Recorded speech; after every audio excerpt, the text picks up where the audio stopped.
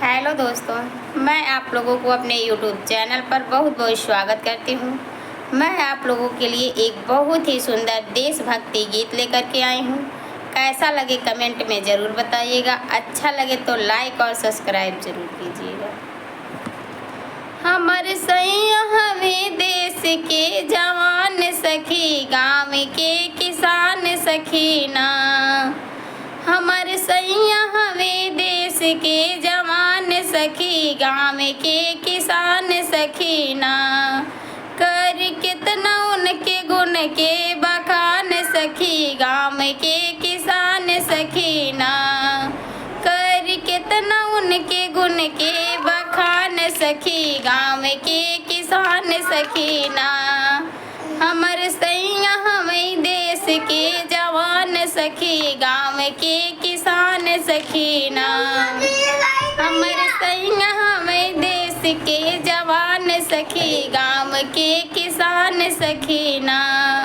ड्यूटिया अपन निभाव बर देश से भगावें, अपन ड्यूटी निभाव बर देश से भगावें।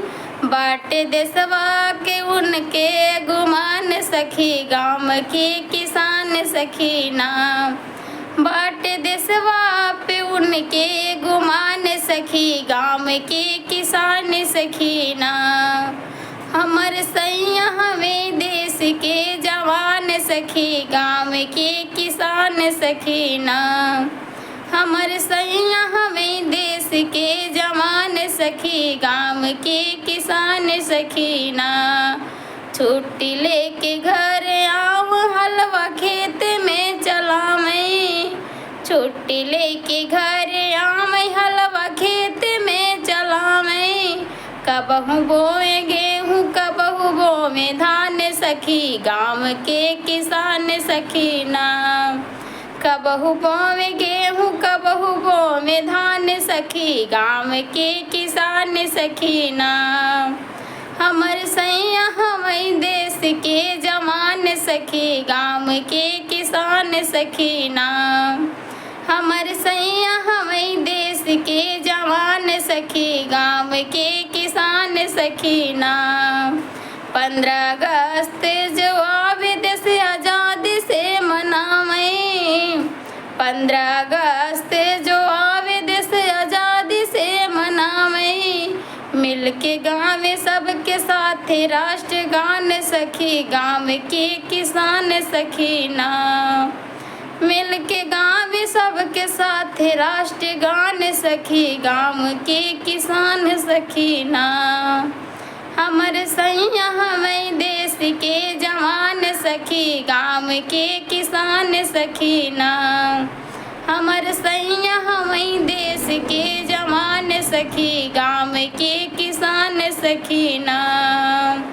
झंडा झुके से बचावे मान वीरों के बढ़ावे, झंडा झुके से बचावे मान वीरों के बढ़ावे।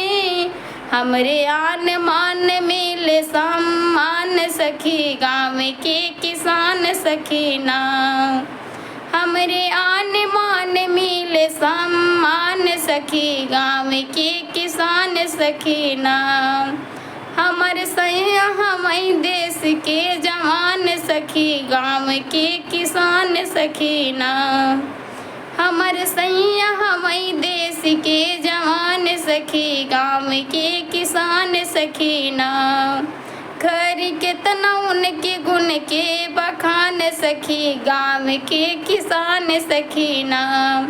कर कितना उनके गुण के बखान सखी, गाँव के किसान सखी ना। कर कितना उनके गुण के बखान सखी, गाँव के किसान सखी ना। हमर सैया हमें देश के जवान सखी, गाँव के किसान सखी ना।